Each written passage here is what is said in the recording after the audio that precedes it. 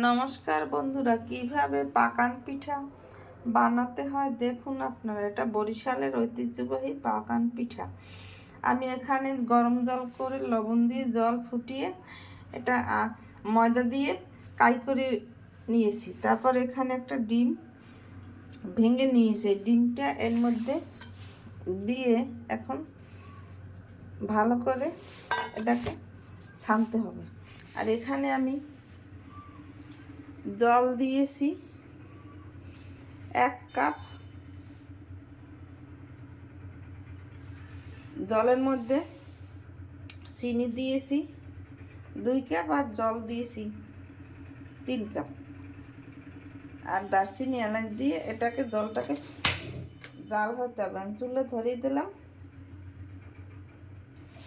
জল ফুটে যাবে। আমি এখানে এখন পিঠাটা তৈরি করে নেব। 2 মিনিট পর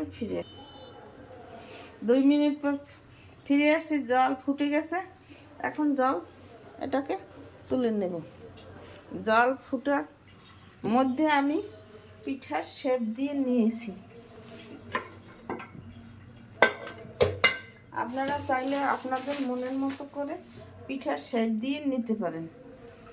এখানে আমি করে দিয়ে দিলাম।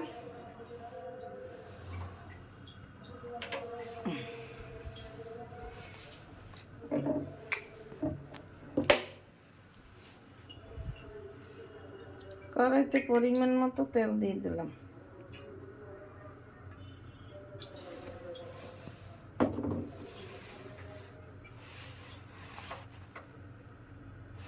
তেল গরম হয়ে গেলে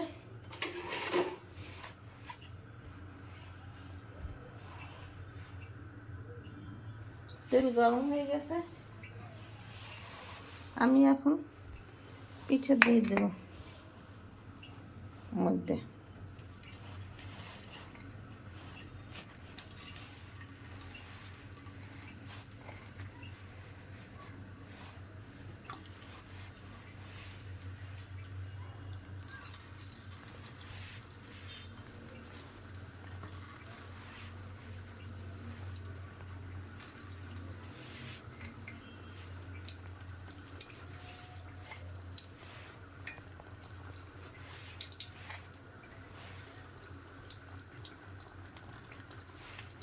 পিঠা দিয়ে দিলাম।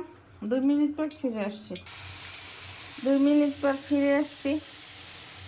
আমার পিঠা তেলে ভাজা প্রায় হয়ে গেছে।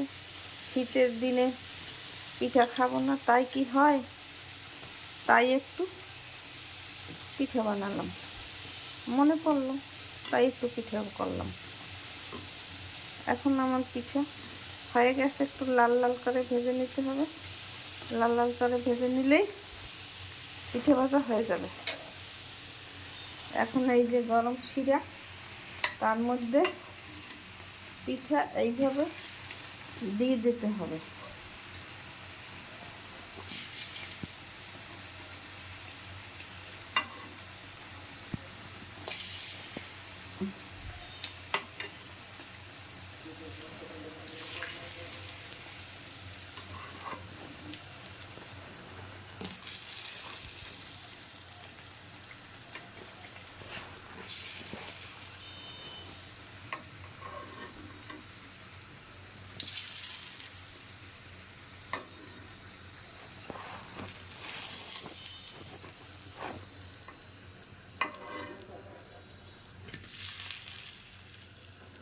একটু ভিজে ফুলবে।